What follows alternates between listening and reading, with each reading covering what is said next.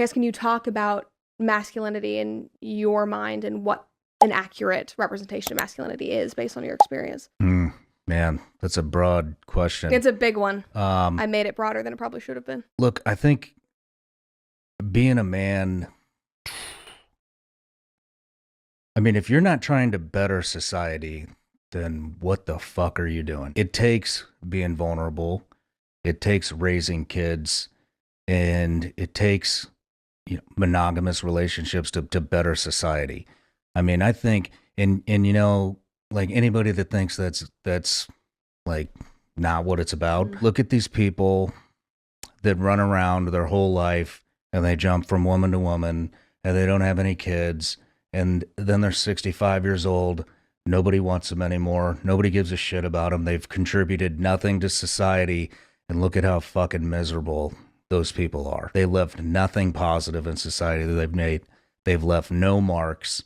They're just lost, lonely souls trying to suck everybody they can into what they've created because they're so fucking lonely they can't even stand it. That's not a good road to go down. I mean, I think every man's got to get, a certain amount of mischief out of their system to become like the man that they're supposed to be. But if you haven't left a mark on society, whether it's your kids or your wife or whoever, your nieces and nephews, what have you done here? And I think that goes for men and women, especially, and maybe it's more of a generational thing too, where I think a lot of my generation is floating through and trying to get by, and we self-diagnose very aggressively. That's the thing that Gen Z does. It's like, well, we're all depressed, we're all anxious, we can't change anything, the world is against us. And that mindset, I think, has really held us back, because now my generation's like, well, then why would we even try? Like, we can't change anything, and it's so crippling. I mean, when I talk about these guys coming on and getting vulnerable, I mean, I can get, to a certain extent, I understand. I mean, these guys aren't fucking crying over spilt milk. No, not at all. For example, the last guy that I had on that broke down, it was a really good friend of mine, Chris Fettis. And Chris was on a hostage rescue mission for SEAL Team 6, and he had to kill 2 kids. And he was a sniper. And after that, he just kept having these reoccurring nightmares where he would relive that, and the kids didn't die like right off the bat. In his dream, they would look up and it would be his son's face on the kid that he just shot. And Chris isn't the only one that has been through an event like that. I mean, we did 20 years alone just in Afghanistan. Then there's Iraq, Syria, Yemen, all these, Somalia, all these other places. And these guys, men and women that are coming home, they don't know how to deal with this shit.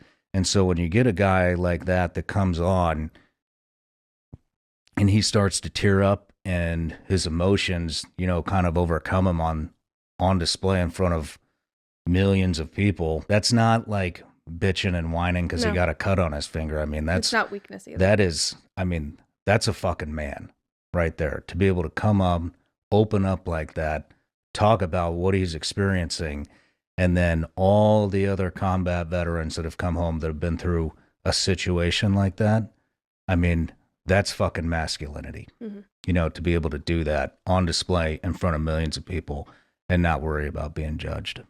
And to be able to move forward from it and set an example of somebody who can grow and live a productive life and start a family and be that example. I think that a lot of people see, vulnerability or crying, and that in and of itself is, powerful, and it's an important thing, it's an important part of processing. They show, and me included, I mean, a big theme. I mean, it's not like we have a motto or anything like that, but a theme is, I mean, we bring on the most badass warriors of this generation, of this lifetime. The commonality between all of us is, it's okay not to be okay. And it's okay to get some help when you're not okay. You don't have to suck it up and be a fucking tough guy all the time.